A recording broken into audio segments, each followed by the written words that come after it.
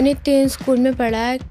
कभी टीचर्स ने मुझे अलग होने का एहसास नहीं दिलाया, ना फ्रेंड्स ना टीचर्स ने। मुझे लगता था कि पहले मैं आर्ची नहीं कर पाऊँगी, मैं सिर्फ देखने आई थी कि मैं कर पाऊँगी नहीं। तो वहाँ पे बहुत बच्चे थे जो हाथ से करते थे, तो मैं अकेली थी वहाँ पे जब मुझे पाँव से करना था। तो मुझे नहीं पता था कि मैं पाँव से कैसे कर पाऊँगी। और मेरा सपना था कि मैं अगर अकेले इंडिविजुअल में गोल्ड लूँ तो तब मैं चैम्पियन बनूँगी, नहीं तो ऐसे नहीं। जब से मैं आर्ची में आई हूँ तब से घर नहीं गई हूँ। मेरा सपना है ओलंपिक्स गोल्ड मेडल आना। आज के इस एपिसोड में जिंदगी में इतने चैलेंजेस के बावजूद एडवर्सिटी के ऊपर जीत की एक्स्ट्रा ऑर्डिनरी जर्नी से सरप्राइज होने के लिए तैयार रहें। जम्मू के लॉयधर गांव में एक ऐसी एथलीट उभर कर आई जो पोकोमिलिया के कारण अपर लिम्स मतलब दोनों हाथ के बिना पैदा होने के बावजूद एक इंटरनेशनल चैंपियन बनी। इनकी जीवन यात्रा हम सभी के लिए एक इंस्पिरेशनल स्टोरी है। आर्चरी में ट्रेनिंग प्राप्त करने के बाद उन्होंने 2022 में हाल ही में हुए एशियन पैरा गेम्स में 2 गोल्ड मेडल जीतकर अपना नाम हिस्ट्री में स्वर्ण अक्षरों से लिख डाला है। 2023 में उन्हें एशियन पैरालंपिक कमेटी ने best youth athlete of the year की मान्यता दी है। यह वह कहानी है जिसको सुनकर दुनिया भर के करोड़ों लोग प्रेरित हुए हैं। ये वह कहानी है जो एक कॉमन पर्सन की कल्पना से परे है। आइए मिलते हैं इंडियन पैरा आर्चर शीतल देवी से। शुरुआत करते हैं आपके बचपन से। तो बचपन की कोई ऐसी घटना या मेमोरी जिसने आपका जीवन के प्रति, स्पोर्ट्स के प्रति आउटलुक बदला हो, आपने सोचा कि मैं भी खेल सकती हूँ उन सब की तरह? नमस्ते। नमस्कार। मेरा नाम शीतल है। मैं किश्तवाड़ लोहीदार की रहने वाली हूँ। मैं किश्तवाड़ में पैदा हुई थी। बचपन में ही मेरे दोनों हाथ नहीं थे, फिर भी मैं अपने पाँव के साथ स्कूल जाती थी, लिखती थी, खाना खाती थी। तो फिर जब मैं 5 साल की थी तब मैं स्कूल गई थी अपने भैया के साथ। मुझे स्कूल जाना बहुत पसंद था, तो मैं स्कूल गई तो वहाँ पे सब बच्चे लिख रहे थे। तो मेरे भैया, मुझे स्कूल ऐसे लिखना तो पसंद था, पढ़ना पसंद था, तो मुझे लग रहा था कि मैं कैसे लिखूं, पढ़ तो रही थी पर लिखना भी था। तो फिर मैंने आराम से अपने पाँव से लिखना शुरू किया। हाँ जी। तो फिर थोड़ा पहले तो गंदा लिखना आता था, फिर आराम से वो अच्छा लिखना सीख गई मैं। बहुत सुंदर। उसके बाद मैं अपने स्कूल में ही पढ़ती थी, लिखती थी, खेलती, अपने दोस्तों के साथ खेलती भी थी। बहुत अच्छा था। तो कोई ऐसा स्कूल की ऐसी कोई मेमोरी या घटना जो दोस्तों के साथ कुछ बदमाशी की हो, कुछ याद है? नहीं, वैसे तो हम खेलते थे, छुपन छुपाई खेलते थे, पकड़न पकड़ाई खेलते थे, खो, तो कहीं ऐसी जगह छुपी जहाँ दोस्त ढूंढ नहीं पाए? हाँ जी, ऐसे भी छुपते थे हम। आपको कोई टीचर्स का याद है अपने स्कूल के कि कैसे, और आपके टीचर्स आपको, क्योंकि आप सबसे अलग थी, तो कैसे उन टीचर्स ने आपको सपोर्ट किया स्कूल में? मेरे टीचर्स बहुत ही अच्छे थे सब। पहले मैं प्राइमरी स्कूल में पढ़ती थी, फिर गवर्नमेंट मिडिल स्कूल में गई, फिर गवर्नमेंट हाई सेकेंडरी स्कूल में। मैंने 3 स्कूल में पढ़ा है। कभी टीचर्स ने मुझे अलग होने का एहसास नहीं दिलाया, ना फ्रेंड्स ना टीचर्स ने। और क्या कौन से खेल खेलती थी? पकड़म पकड़ाई, छुपा छुपाई और स्कूल में? छुपन छुपाई खेलते थे, पकड़न पकड़ाई, कबड्डी खेलते थे, खो खो खेलते थे। अरे वाह!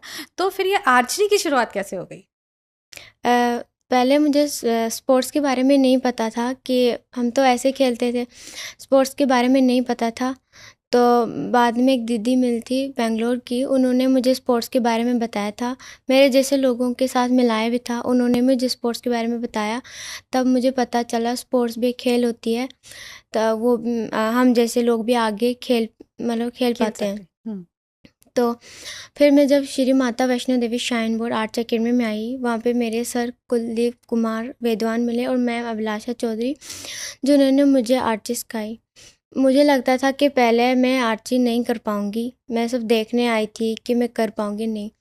तो वहाँ पे बहुत बच्चे थे जो हाथ से करते थे, तो मैं अकेली थी वहाँ पे जब मुझे पाँव से करना था। तो मुझे नहीं पता था कि मैं पाँव से कैसे कर पाऊँगी। मेरे कोच सर ने मुझे बताया कि कैसे करना है। जो मेरा डिवाइस है वो सर ने खुद बनाया था, वही मेरा डिवाइस मेरा हाथ है। तो आज मैं कर पाती हूँ उससे, आज मैं वर्ल्ड नंबर 1 बन चुकी हूँ अपने कोच की मेहनत से, अपनी मेहनत से। बहुत बढ़िया। और जब आपने एशियन गेम्स में इसी तरह गोल्ड मेडल जीता, आप वर्ल्ड नंबर 1 चुके हैं 1, तो क्या जब फाइनल मैच चल रहा था तो क्या चल रहा था दिमाग में चलते टाइम, और फिर जीतने के बाद कैसा लगा? सबसे पहले जब हम यहीं पे थे, कैंप में थे, तो हम अच्छी प्रैक्टिस कर रहे थे वहाँ पे, तो कोशिश थी हमारी पूरी कि हम मेडल ला पाएंगे पूरा। तो बाद में जब मैं वहाँ पे गई, सर ने बताया था कि कुछ नहीं करना, बस अपना फोकस करना है अपने टारगेट पे। तो फिर हम वहाँ पे गए, तो वहाँ पे अच्छी परफॉर्मेंस रही। जब मैच चल रहा था तो थोड़ा सा डर लग रहा था मुझे, तो बाद मेरे मैम मेरे साथ थी, मेरे पीछे ही खड़ी थी, तो मैं देख रही थी मैम को, तो मुझे डर लग रहा था कि मतलब थोड़ा सा तो डर लगता है। तो बाद कैसे में वो डर को कंट्रोल किया? मैम पीछे थी, तो मैं जब मुझे डर लगता था तो मैं मैम को देखती थी कि थोड़ा सा उनको देख के हिम्मत आती थी। हाँ जी, कोच को देख के हिम्मत आती है कि तो बाद में मैंने खेला, लास्ट के जो 3 एरो थे, तो वो 10-10 गए, तब मुझे मतलब उम्मीद आई कि मैं गोल्ड मेडल जीत गई। और तब जीत लिया। मुझे बहुत अच्छा लगा था, मेरी आंखों में आंसू आ गए थे तब। इतनी मेहनत के बाद जब वो मुकाम अचीव करते हैं तो आंखों में आंसू आना स्वाभाविक है। तो बहुत मेहनत की होगी। कैसी रहती है आपकी ट्रेनिंग? क्या शेड्यूल रहता है इसके लिए? कितने घंटे ट्रेनिंग करनी पड़ती है? हम 6 से 7 घंटे दिन की प्रैक्टिस करते हैं। 6 और से 7 मेरा घंटे। सपना था कि मैं अगर अकेले मतलब इंडिविजुअल में गोल्ड लूँ तो तब मैं चैम्पियन बनूंगी, नहीं तो ऐसे नहीं। तो आपने बताया शीतल 6 से 7 घंटा रोज़ आप ट्रेनिंग करते हो। तो क्या है ट्रेनिंग शेड्यूल? मतलब सुबह शाम में क्या क्या होता है ट्रेनिंग में इतने घंटे? सुबह हम पहले आके अपना वो स्ट्रेचिंग करके, तो बाद में हम स्कोरिंग करते हैं, 2 स्कोरिंग के बाद हम मैच खेलते हैं। मेरे भैया वहाँ पे भैया भी है, दीदी है, मैं सबसे छोटी हूँ, और तो मैं सबको भैया दीदी बोलती हूँ। तो उनके साथ मैच खेलते हैं। मैं उनको कहती हूँ कि आज तो मैं पक्का हराऊंगी। अगर मैं हार जाती हूँ तो मैं कहती हूँ नहीं, हार कोशिश करने वालों की कभी हार नहीं कभी होती। हार नहीं होती है। तो मैं कोशिश करती हूँ पर मैं जीतती हूँ, अरे वाह! तो मुझे बहुत अच्छा लगता है तब जब मैं जीतती हूँ। तो जब आपने आर्चरी की शुरुआत की तो कैसे आपकी बेसिक ट्रेनिंग शुरू हुई जो आप एडवांस लेवल तक अब आप इक्विपमेंट्स में आ गए? सबसे पहले मैम ने जब बो दिया था तो मुझे बहुत भारी लगता था। मैं मैम और सर को कहती, सर मेरे से उठाया नहीं जा रहा वो, तो वो पैर से उठाना पड़ता था? हाँ जी। फिर एक रबड़ दिया तो ताकि पैर बहुत स्ट्रॉन्ग चाहिए उस यू आपकी ट्रेनिंग पैरों की बहुत रहती है हाँ उसके जी, लिए? फिर हमने प्रैक्टिस की ताकि उठा पाई मैं। तो पहले रबड़ दिया था हुँ। उससे ड्रॉ करने के लिए, ताकि आसानी होता है उठाने के लिए। तो मैम ने दिया था रबड़, तो मैं रबड़ कर रही थी, मैम और सर ने मुझे सिखाया। तो वो जब उठा रही थी मैं, मुझे भारी लगता था, सर खुद ही उठा रहे थे और अप डाउन उसको मतलब ट्रेनिंग कराने मेरे सर और मैम ने ट्रेनिंग कराई मुझे। फिर धीरे-धीरे आप खुद धीरे उठाने धीरे, लग गई। हाँ जी, धीरे धीरे मैं उठाना सीख गई। तो कुछ लेग्स की स्पेशल ट्रेनिंग करनी पड़ती है इसके लिए आपको कि आपके लेग्स स्ट्रॉन्ग भी चाहिए और वो टाइम पे जब आप वो चला रही हैं तो वो पूरा फ़ोकस 10 ऑन 10 भी जाना चाहिए? हाँ जी, वो पहले थोड़ा मैं मतलब बहुत भारी था, तो मैंने कभी इतना भारी चीज़ नहीं उठाया था। तो अब पूरी ट्रेनिंग हो गई है तो अब ठीक है। और बताइए कि कैसे आपने बेसिक ट्रेनिंग से लेके ये एलीट लेवल तक की जर्नी पूरी करी अपनी? पहले नॉर्मल बहुत था, तो बहुत हल्का इतना हल्का भी नहीं था, मेरे लिए तो भारी था। तो उससे ट्रेनिंग कर रही थी मैं। पहले 10 मीटर चलाया था मैंने, फिर मैंने 30 मीटर चलाया था, तो उसके बाद मैंने 50 मीटर चलाया था। तो 50 मीटर चलाया जब, तो मुझे ऐसा लग रहा था कि मेरे एरो नहीं बज रहे हैं, कैसे बजेंगे। तो मैंने मेहनत की, और भी बच्चे चला रहे थे, उनको तो 10-10 बज रहे थे। तो मैं सर को कहती, सर मेरे एरो आज अच्छे नहीं बज रहे हैं। तो सर कह रहे थे कि मेहनत करो, बच जाएंगे एरो, आराम से, टेंशन मत लो, हो जाएगा। तो मुझे यही टेंशन रहती थी कि मेरे एरो कब बजेंगे। तो उसके बाद जब थोड़े थोड़े बजने लगे तो मुझे भी अच्छा लगने लगा। फिर उसके बाद जब मैं कंपटीशन खेलने जाती थी, वहाँ पे बहुत सारे बच्चे आते थे, तो मुझे ये सपना था कि मैं भी मेडल ले पाऊँ एबल में। तो मैं वहाँ एबल में मेडल लेके आऊँ, वाह। हाँ जी, मेरा ये सपना था कि मैं एबल में मेडल लाऊं। तो बाद में जब मैंने एबल के साथ भी खेला, यहाँ पे उमन अनाटी थी पटियाला में, वहाँ पे मैंने एबल के साथ खेला था। तो मैंने गोल्ड मेडल जीता था। तो मुझे बहुत खुशी हुई थी तब। आपने एबल बॉडी आर्चर्स को भी हराया? हाँ जी, तो मुझे बहुत खुशी हुई थी तब। तो मुझे और भी मेहनत करनी चाहिए थी ताकि मैं और भी बहुत सारे मेडल जीत पाऊँ एबल में। 6-7 घंटे ट्रेनिंग, सुबह शाम ट्रेनिंग, तो कभी ऐसा नहीं लगता कि आज मुझे ट्रेनिंग नहीं करनी, आज मैं छुट्टी मारती हूँ? नहीं, मैंने आज तक कभी छुट्टी नहीं मारी।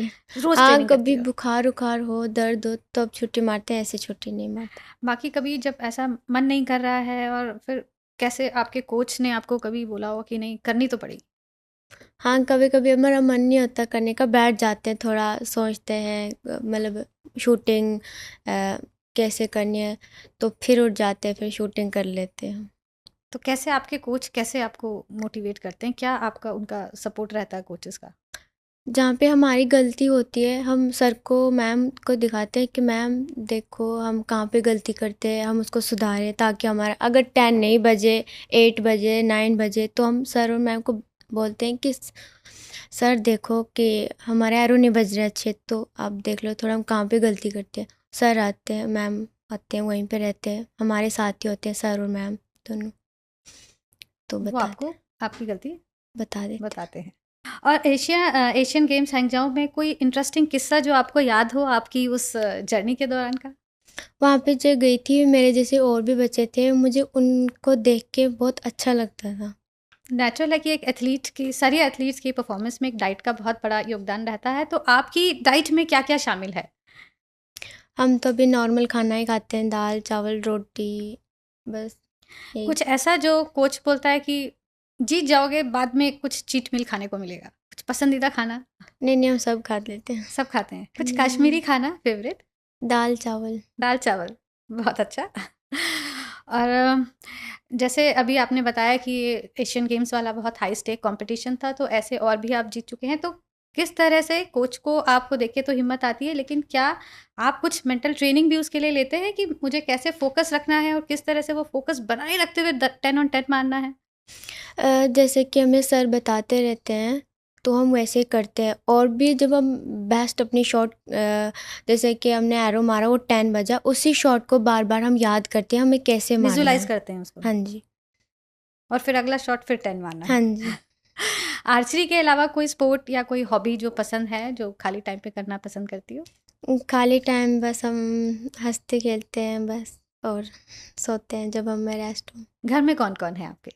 अभी मैं शाइन बोर्ड में ही रहती हूँ। मेरे गांव में मम्मी पापा और भाई है, मेरे साथ मेरी छोटी बहन होती है। तो कितना समय घर जाने को मिलता है? जब से मैं आर्ची में आई हूँ तब से घर नहीं गई हूँ। लगातार ट्रेनिंग चल रही है? हाँ जी। रिसेंटली आपको अर्जुना अवार्ड से भी सम्मानित किया गया, तो क्या, कैसा रहा वो अचीव करके कि आज इतने कम समय में आप बेसिक से लेके एकदम एलीट एथलीट में, भारत में एक एथलीट के रूप में उभर के आई हो, तो इतना कम समय में आपको अर्जुना अवार्ड मिला है, तो कैसा लगा आपको? मैम, मुझे तो बहुत अच्छा लगा कि इतनी कम समय में मुझे अर्जुन अवार्ड मिला, और भी जहाँ जहाँ मैं जाती हूँ वहाँ मेडल जीत पाती हूँ, और जहाँ मेडल और अवार्ड्स जीत पाती हूँ, और इतना बड़ा अवार्ड जीतती आज मैं, मुझे बहुत अच्छा लगा। बट मैं ये अवार्ड अपने कोचेस को डेडिकेट करना चाहती हूँ। आज उनकी वजह से मैं आज यहाँ तक पहुँच पाई हूँ। तो ये जो अवार्ड मिला है वो आप अपने कोचेज और गुरुओं को डेडिकेट करना हाँ चाहती जी। हैं। और जब आप इंटरनेशनल कॉम्पिटिशन्स में मेडल जीती हैं भारत के लिए, तो वो टाइम पे जब हम भारत का झंडा लेते हैं हाथ में, तो क्या लगता है दिल में? जब हम वहाँ पे गोल्ड मेडल जीतते हैं, हमारा देश का तिरंगा ऊपर जाता है, तो मुझे बहुत खुशी होती है। ये कि सिर्फ मैं ही नहीं, मतलब कोई भी अगर गोल्ड मेडल ले, हमारा तिरंगा अगर ऊपर सबसे ऊपर जाता है तो मुझे बहुत अच्छा गर्व की फीलिंग होती है। बहुत। तो जैसा आपने बताया कि जब से आर्चरी स्टार्ट की आपको घर जाने के लिए नहीं मिला, तो क्या घर जाने का, मम्मी पापा से, भाई बहन से मिलने का मन नहीं करता? जैसे भाई बहन पापा मिलने आते हैं मुझसे। अच्छा, तो वो आपसे मिलने आ जाते हैं। हाँ जी, कटरा में ही आते हैं शाइन बोर्ड में मुझे मिलने, तो मिल के जाते हैं। 2-3 दिन के लिए मेरे साथ ही रहते हैं, तो घर जाने का मन भी करता है, बट मैं ओलंपिक के बाद ही घर जाऊंगी। अपना एक गोल है उसको पूरा करने के हाँ बाद। जी, पूरा करके। घर में क्या रिएक्शन था जब आपने घर वालों को बताया कि मुझे आर्चरी सीखनी है और एक आर्चर बनना चाहती हूँ, तो घर वालों ने कैसे रिएक्शन किया या सपोर्ट किया आपको? घर वालों को नहीं पता था आर्ची क्या होती है, मुझे भी नहीं पता था आर्ची क्या होती है।